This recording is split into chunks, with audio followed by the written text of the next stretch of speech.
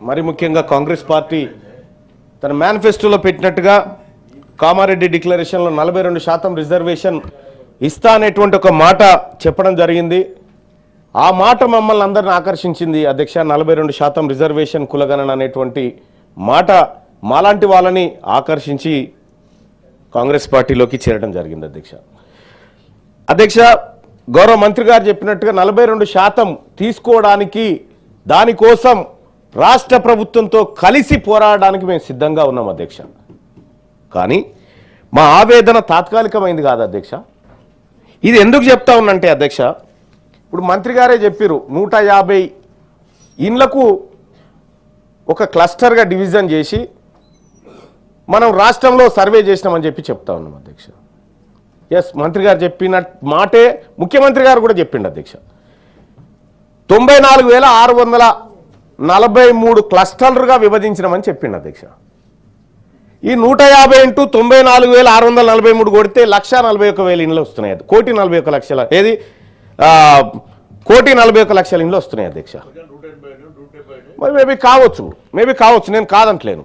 కానీ ఈ క్లస్టర్ల విభజన కానీ లేకపోతే మనం చేసినటువంటి కార్యక్రమంలో నేను గతంలో పదే ఇప్పుడు కూడా చెప్తా ఉన్నా, ఏమైనా పొరపాటు ఉంటే సరి చేసుకోవడానికి ఛాన్స్ ఉంది. ఎందుకంటే ఇంకా మనం లెక్కలు బయట పెట్టలే కాబట్టి. రెండో విషయం ఏంటంటే అధ్యక్ష, ఇది ఎందుకు చెప్తా ఉన్నాను మరి మళ్ళన్న ఈ 42% తీసుకోవచ్చుగా చెప్పింది అదంటే కాదు అధ్యక్ష. అక్కడ దాని చాటును దాగి ఉన్న ప్రమాదాన్ని చెప్తా ఉన్నాను నేను. దయచేసి మా అన్నగారు గమనించాలి, గౌరవ మంత్రి గారు గమనించాలి అధ్యక్ష.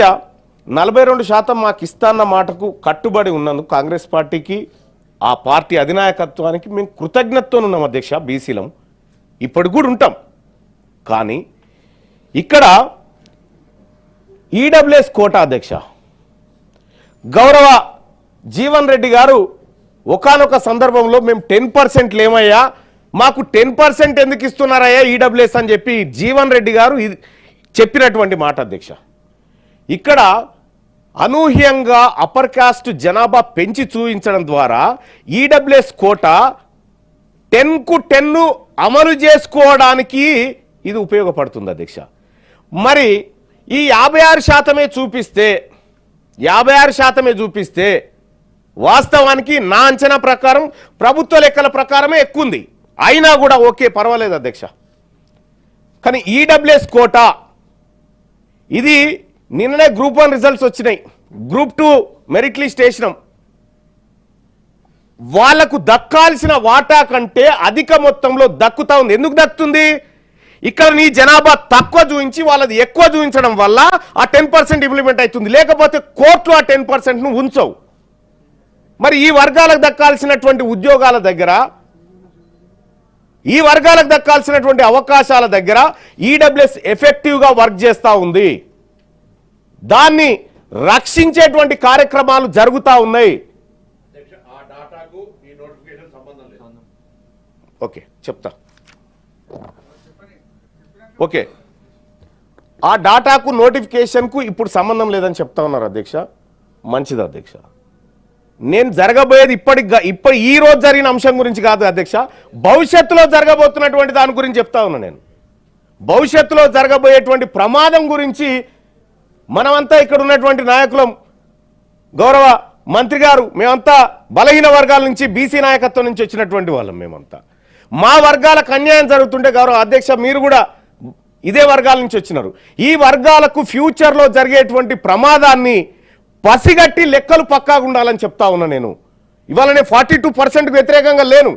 42% తీసుకుంటాం, 42% బరాబర్ తీసుకుంటాం. అది మన వాటా తాత్కాలికమైందే, పూర్తి స్థాయిలో అంటలేం. ఇంకా మళ్ళీ తీసుకోవాల్సినటువంటి అవసరం ఉంటుంది. కానీ 42 అయితే తీసుకుంటాం, తీసుకొని ముందుకు పోతాం. ఇదే సమయంలో ఈ లెక్కల విషయంలో కూడా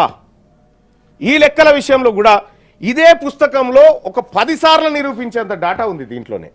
మరి ఈ రాష్ట్ర ప్రభుత్వం ఎందుకు ఇలాంటి లెక్కలు తీసుకొచ్చి కన్ఫ్యూజన్ క్రియేట్ చేసింది అనేది నాకు అర్థం కాలేదు. నేను గౌరవ మంత్రి గారు చెప్తా ఉన్నా, ఆయన మనసులో ఎలాంటి తేడా లేకపోవచ్చు, ఈ బీసీల పట్ల ప్రేమ ఉండొచ్చు, ఈ బీసీల సమాజం కోసమైన ఆలోచన ఉండొచ్చు. కానీ ఆయన మంత్రిగా ఉన్నప్పుడు ఇలాంటివి జరగడం బాధ అనిపిస్తుంది అధ్యక్ష. కొంత జరగకూడదు, అది అట్లా జరగకూడదు. తెలంగాణ రాష్ట్రంలో అధ్యక్ష ఒక లెక్క చూస్తే కడుపు దొరక్కపోతుంది అధ్యక్ష. 1956 నుంచి 52 నుంచి మొన్నటి వరకు మొత్తం ఈ అసెంబ్లీలో ఎంతమంది మహిళా సోదరిమణులు మా బీసీ ఎమ్మెల్యేలు వచ్చారు తెలుసా అధ్యక్ష? 8 మంది. ఆ 8 మందిలో 4 సార్లు మా అక్కనే, మిగతా వాళ్ళు 4 అధ్యక్ష. 68% మంత్రి పదవులు అప్పర్ కాస్ట్ అనుభవించింది అధ్యక్ష. ఈ లెక్కలు చూస్తూ ఉంటే బీసీలకు రాజకీయంగా జరిగినటువంటి అన్యాయాలు, ఉద్యోగపరంగా జరిగినటువంటి అన్యాయాలు అనేకం ఉన్నాయి అధ్యక్ష. ఇవాళ తెలంగాణ రాష్ట్రంలో నాన్ రెవెన్యూ ఐఏఎస్ క్యాడర్ని అప్గ్రేడ్ చేసినారు అధ్యక్ష. ఐఏఎస్లుగా మొత్తం 9 మందిని ఏమో చేసినట్టున్నారు అధ్యక్ష. ఒక్క బీసీ లేడన్లా. నేను మా మంత్రులకు రిక్వెస్ట్ చేస్తా ఉన్నా, ఇది ఎవరి మీదనో కోపం కాదు, ఈ వర్గాలకు జరుగుతున్నటువంటి అన్యాయం మీదనే ఈ బాధ. ఈ రాష్ట్ర ప్రభుత్వానికి మాకు పంచాయతీలు ఏం లేదు. ఒక్క కులగణన విషయంలో మాత్రమే నేను డిఫర్ చేస్తా ఉన్నా. ఇక్కడ గవర్నర్ గారు మాట్లాడిన ప్రసంగం కానీ లేకపోతే ఇంకోటి కానీ నేను అభ్యంతరాలు చెప్పను. ఇందులో ఉన్నటువంటి ఈ అంశం గురించే మాట్లాడదలుచుకున్నా అధ్యక్ష. ఇక్కడ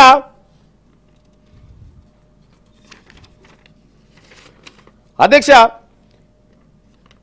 మంత్రివర్గంలో ఇప్పటి వరకు 1956 నుంచి 2019 వరకు 888 మంత్రి పదవులు భర్తయినాయి అధ్యక్ష మొత్తం ఈ ప్రాంతం నుంచి. అందులో 543 మంత్రి పదవులు అగ్రవర్ణాలకే చెందినాయి అధ్యక్ష. ఎస్సీలకు 111 దక్కినాయి అధ్యక్ష. ఎస్టీలకు 22 దక్కినాయి. ఇక 888 మంత్రి పదవులలో ఏది 19 వరకే, ఇది మళ్ళీ 23 కాదు. బీసీ మంత్రులు అయ్యింది 212 మంది 888లో. అంటే ఇక్కడ వాస్తవానికి కూడా ఈ తెలంగాణ రాష్ట్రానికి బీసీ ముఖ్యమంత్రి ఉంటే ఈ లెక్కలు పక్కాగా వాటా పక్కాగా దక్కేది అనేది బీసీ ప్రజల అభిప్రాయం అధ్యక్ష. మా పొన్నం ప్రభాకర్ అన్న ముఖ్యమంత్రి అయితే ఇలా ఈ లెక్కలు ఇట్లుండయి. మా సురేఖక్క ముఖ్యమంత్రి అయితే ఇట్లా ఉండదు, లెక్క మారిపోతుంది. ఎవరు అడ్డం పడుతురు? మేమెందుకు అడ్డం పడతాం? మేమెందుకు అడ్డం? ప్రభాకర్ అన్న ముఖ్యమంత్రి చేయమని మొత్తం తెలంగాణ జనం అంతా గదిలో వస్తుంది. కానీ ఆ టాపిక్ ఎందుకులే, కానీ ఆ టాపిక్ వద్దులే, కానీ ఆ టాపిక్ వద్దు అధ్యక్ష. మంత్రివర్గంలో కూడా 28% మంత్రి పదవులు రెడ్డి సామాజిక వర్గం వాళ్ళు అనుభవించారు అధ్యక్ష. 5% మంత్రి పదవులు వెలమలు అనుభవించారు అధ్యక్ష. కమ్మలు 13%, 3.5% క్షత్రియులు అనుభవించారు, 3.1% బ్రాహ్మణులు అనుభవించారు, 1.5% వైశ్యులు అనుభవించారు, 7% కాపులు అనుభవించారు. మొత్తం వీళ్ళు అప్పర్ కాస్ట్ అంతా కలిసి దాదాపు 61.1% పదవులను అనుభవించారు అధ్యక్ష, మంత్రి పదవులని. నన్ను ఎటు కలిపిన ఏం కాదు, నాది డ్యూయల్ సిమ్. రైట్గా 12.5% మంది ఎస్సీ మంత్రులు, 2.4% మంది ఎస్టీ మంత్రులు. ఇక మిగిలిన 23.2% అధ్యక్ష. 1931లో లెక్క తీసినా ఇదే శాతం ఉన్నది అధ్యక్ష. ఆ రోజు నుంచి వివక్ష కొనసాగుతూనే ఉంది. మరి ఈ వివక్ష పోవాలంటే ఖచ్చితంగా తెలంగాణ రాష్ట్రంలో బీసీల జనాభాకు తగ్గట్టుగా వాటా రావాలి. నేను ఈ సభ నుంచి చెప్తా ఉన్నా అధ్యక్ష, ఈడబ్ల్యూఎస్ కోటాకి నేను వ్యతిరేకం కాదు. అందులో ఉన్న పేదవానికి కరెక్ట్గా అని వాటా దక్కాలి. అందులో ఉన్న ఎంతమంది ఉన్నారో అంత వాటా దక్కాలి. కానీ అదనంగా ఇవ్వడం అనేది బీసీల తలలోంచి గుంజుకొని ఉద్యోగాలు ఇచ్చేటువంటి కార్యక్రమమే. ఇవాళ రాష్ట్ర ప్రభుత్వం చెప్తున్నట్టుగా గౌరవ ముఖ్యమంత్రి గారు కూడా చెప్పిండు ఏమని, నేను ఎక్కడైనా చర్చకు సిద్ధమంటారు. ఇక మళ్ళీ అది చెప్పకుండా ఈ 42 మీద దృష్టి పెట్టండి. ఈ 42 కోసం మీరు సీరియస్గా ఎఫర్ట్ పెట్టండి. మేము పనిచేయడానికి, మేము కూడా మద్దతు చేయడానికి బీసీ సమాజం అంతా ఇలా మేము ముందు వరుసలో ఉంటాం. అలాగే అధ్యక్ష ఇక కొన్ని అంశాలు అధ్యక్ష గవర్నర్ గారి ప్రసంగంలోంచి, మహిళలు ఈ 2500 రూపాయలు ఎప్పుడు ఇస్తారని అడుగుతా ఉన్నారు అధ్యక్ష. ఇట్లా ఈ 6 గ్యారంటీలకు సంబంధించి ముఖ్యమంత్రి గారు కూడా ఒక టీవీ డిబేట్లో కూడా చెప్పిండు, మీ అనుకున్నామా ఉప్పర్ షేర్వాని అందరు పరేషాన్ అని చెప్తా ఉన్నాడు. ఇండియా టీవీ కాంక్లేవ్లో ఒకసారి ఈ రాష్ట్రంలో ఉన్నటువంటి ఆర్థిక పరిస్థితి గురించి మాట్లాడిండు. నిన్న సభలో కూడా మాట్లాడినట్టుండు సీఎం గారు. నేనేమంటున్నా అధ్యక్ష, ఈ మాట మనం అసెంబ్లీ ఎన్నికల ప్రచారంలో చెప్తే మన కోట్లు ఎద్దురా అధ్యక్ష, నన్ను గెలవనిద్దురా? అప్పుడు తెలియదా మనకు?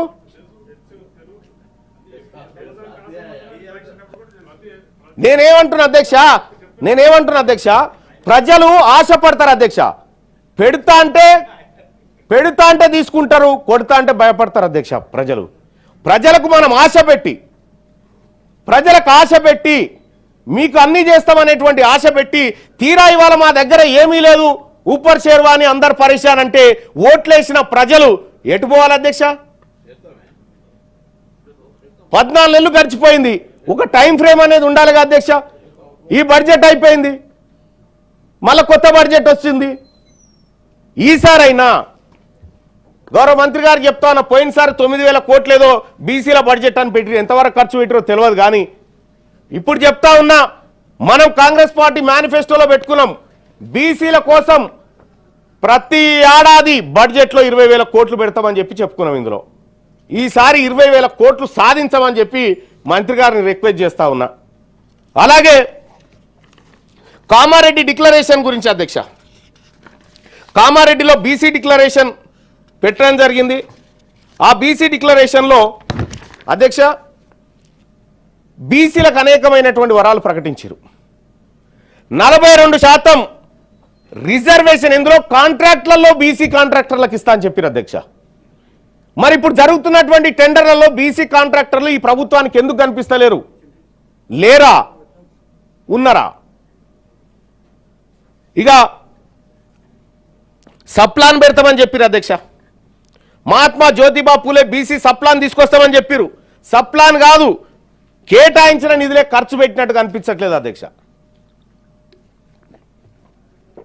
ఇక సపరేట్ ఎంబీసీ వెల్ఫేర్ మినిస్ట్రీని తీసుకొస్తా ఉన్నారు.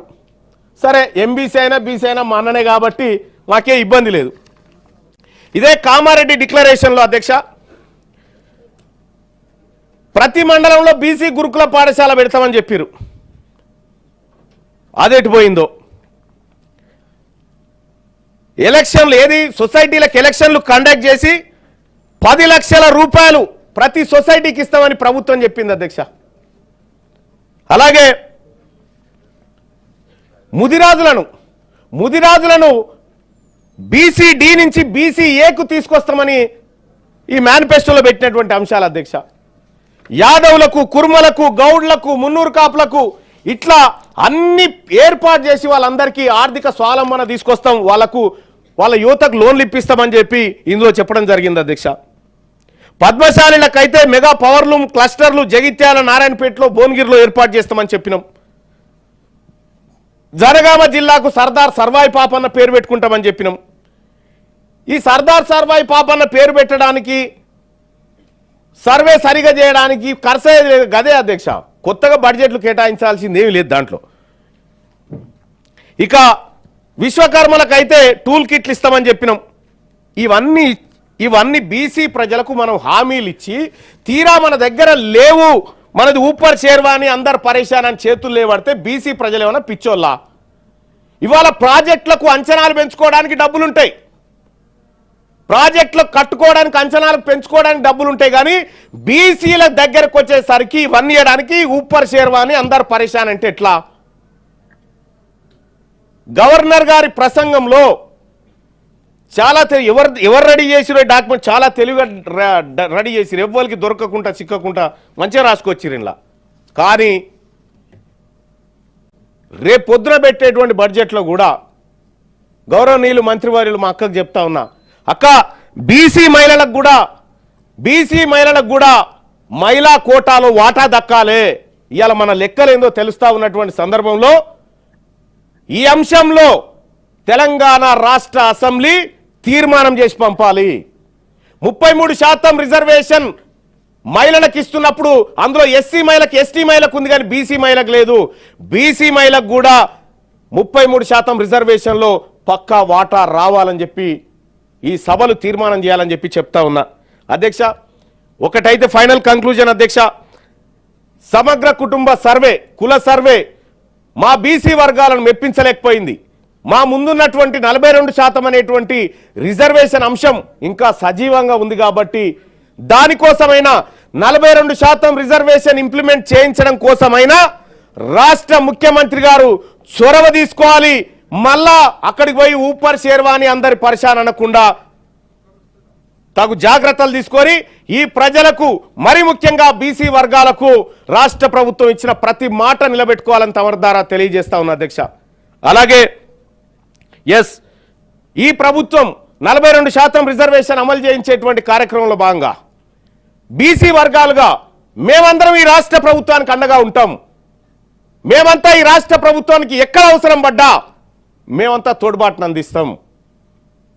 ఈ రాష్ట్ర ప్రభుత్వానికి బీసీలకేం పంచాయతీ లేదు, గొడవలేం లేవు. వచ్చిందల్లా కులగణన దగ్గరే లెక్కలు తక్కువ చూపడం వల్లనే వచ్చిందనేది వాళ్ళ పక్కాగా అర్థమవుతా ఉంది. అధ్యక్ష, ఎన్నో రకాలుగా ఈ లెక్కలు తప్పనేది వాళ్ళ డాక్యుమెంట్ ద్వారా బయటపడ్డ తర్వాత కూడా వితండవాదం చేసి ఇంకా ఇవి కరెక్ట్ ఉన్నాయి, చర్చకి ఎవరు వచ్చినా సరైనటువంటి మాటలు ఇక బంద్ చేసి 42% మీద దృష్టి పెట్టమని రాష్ట్ర ప్రభుత్వానికి తమ ద్వారా సూచన చేస్తున్న అధ్యక్ష. ధన్యవాదాలు.